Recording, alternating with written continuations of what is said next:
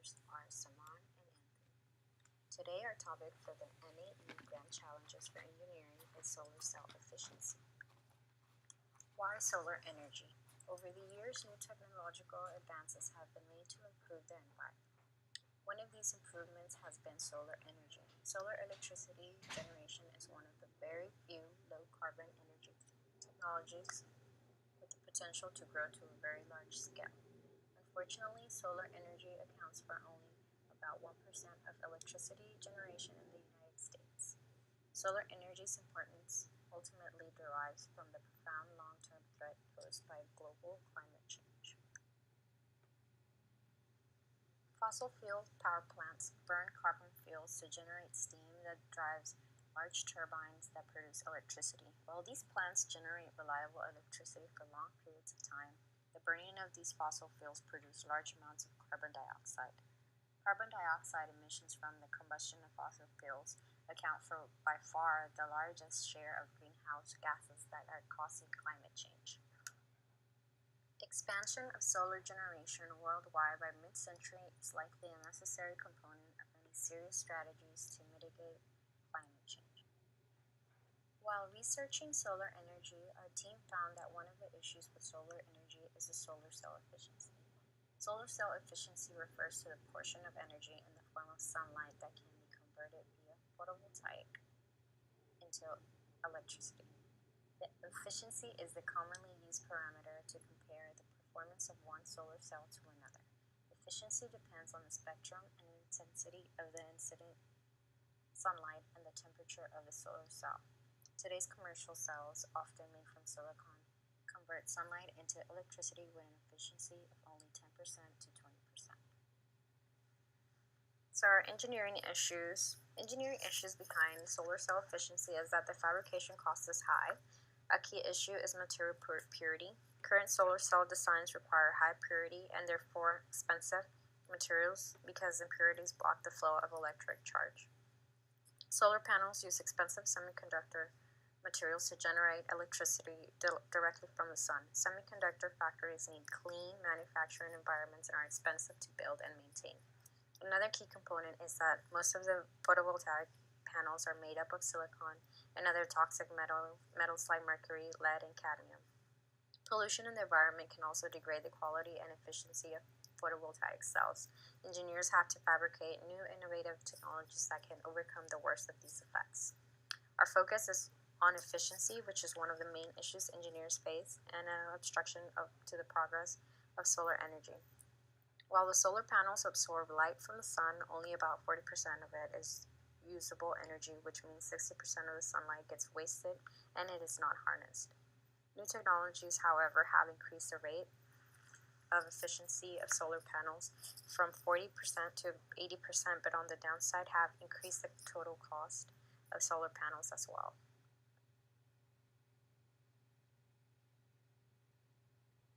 This data of solar cell efficiency lists the composition of various types of solar cells, their efficiency, and other data used to extrapolate the efficiency.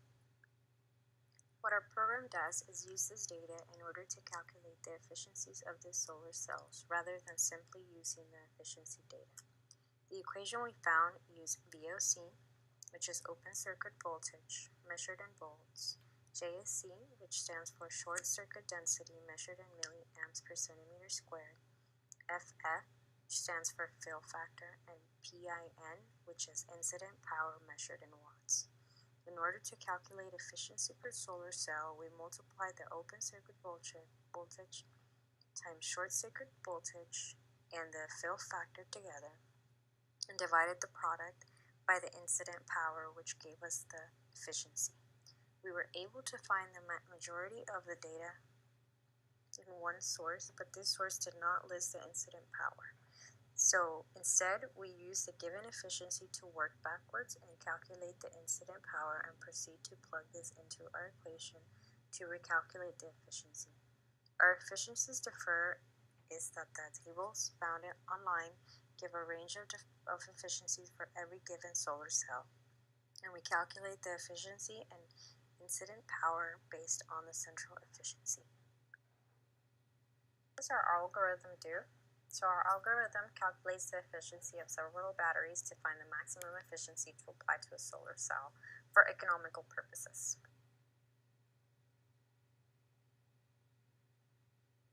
Beginning our code, and so that we would be able to use the data found, we created an Excel spreadsheet with the data on the individual solar cells by the name of project data into one book, and the corresponding names into another. First, we will begin our code by opening a new script with the appropriate name and title. We then continue by breaking down our algorithm and commenting our problem statements, knowns, inputs, unknowns, and outputs, the assumptions, and our other variables.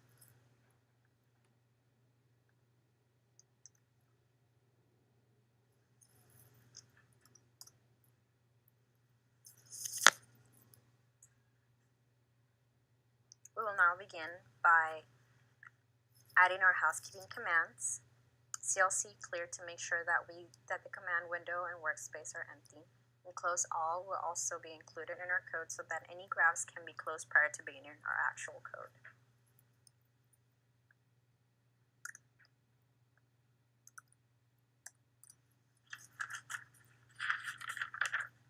Now we will set the first variable named data, and using XLS read equal to this Excel spreadsheet by the name of project data. That includes our data from the spreadsheet.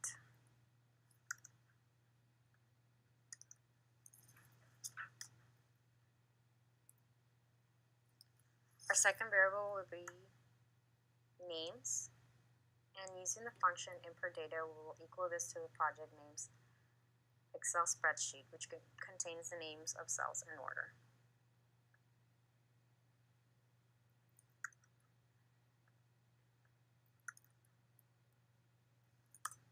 We will now continue on the next part of our code, which we incorporate a while loop. Beginning our while loop with the disposable variable f x equals 1, we begin our while loop by having the user enter a % error. This will be used to determine if the calculated efficiency is within an acceptable range.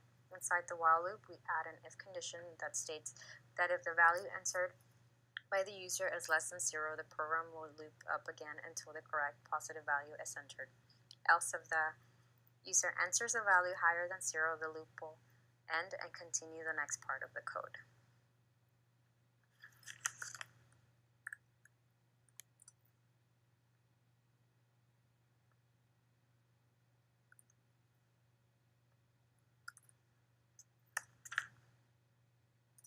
The next part of our code, we also begin with a while loop that will enable the user to run the code more than once without having to load the data a second time.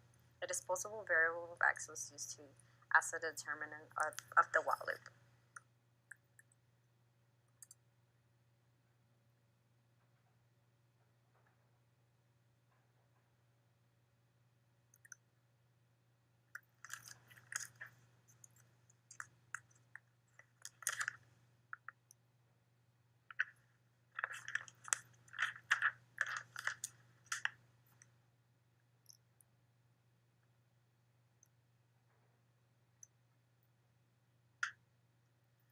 So now in this part, we are using the variable name BOC, JSC, FF, PIN, and efficiency.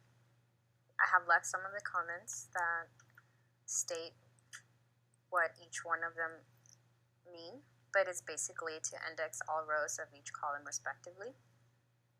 On the next part of our code, we use a for loop and use a counter named y, which starts at 1 by increments of 1 and then ends in the length of our first variable VOC, in which we introduce our equation that would calculate the efficiency by multiplying the first element of each row.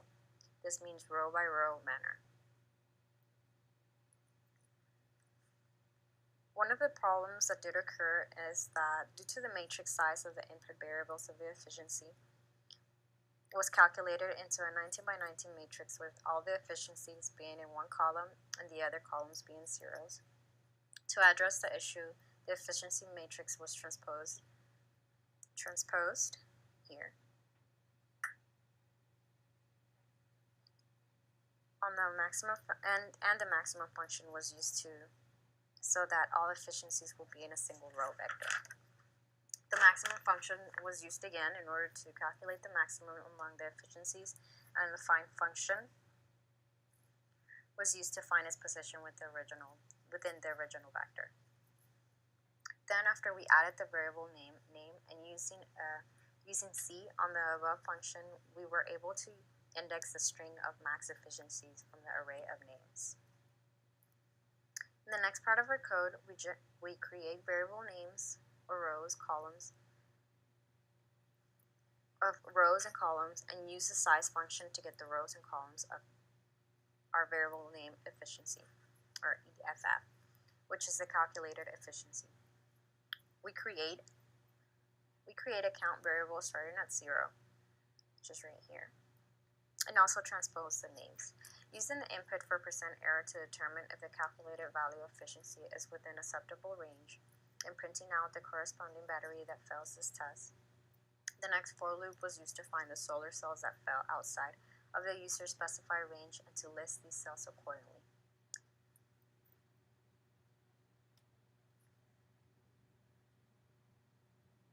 The batteries below the %error will be displayed, but will be included with the exported data because they aren't defective, only above the threshold of the user input.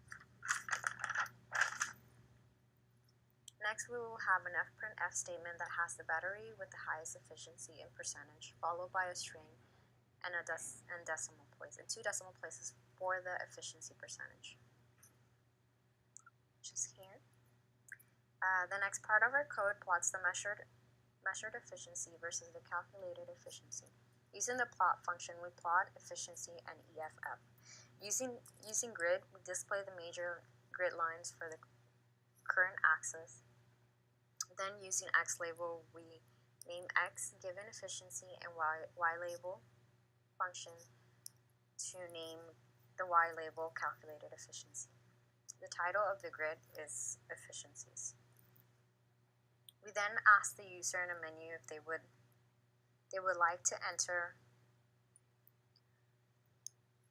or recalculate the efficiency with another %error. Using an if statement, if the user chooses yes, the program will ask the user to enter or input a new %error to measure the calculated efficiency. Else, if the user chooses no, the loop will end and continue to the next part of the code.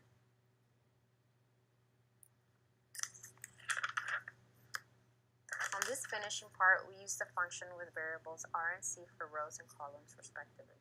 We then create an fprintf statement that uses 2 spaces and has the names of each column, starting with names, then following open circuit voltage, short circuit density, fill factor, the incident power, given efficiency, and calculated efficiency. As you can see, to align, we use tabs to create space in between the names.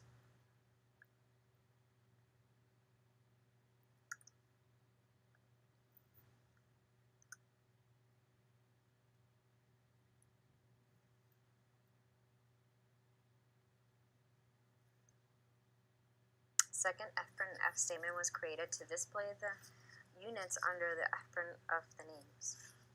Here, spaces were also used to create columns, and a for loop was utilized for this last part so that each row was indexed accordingly and would go with the correct name of cell. To conclude our code, we used a CSV write function to upload the data on the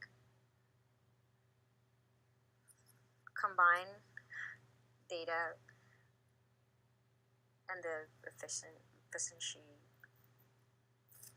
vector.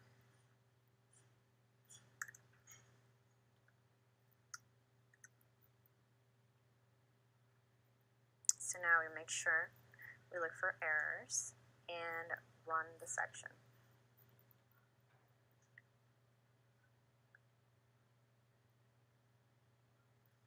So we write or we enter a %error and choose 20%.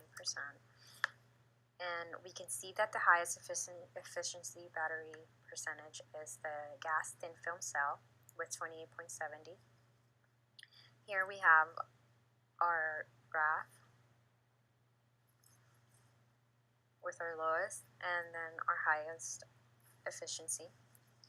And we also have our menu statement that asks if we would like to recalculate the efficiency with another percent error.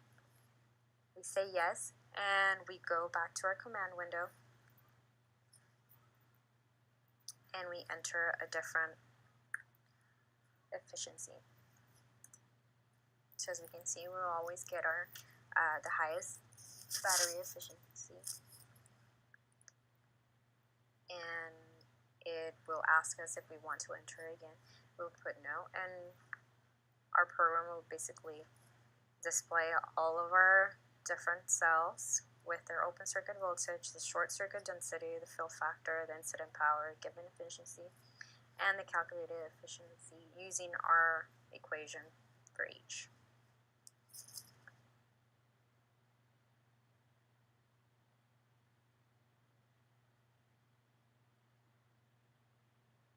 There are many advantages to using solar cells to power a home and other electrical items.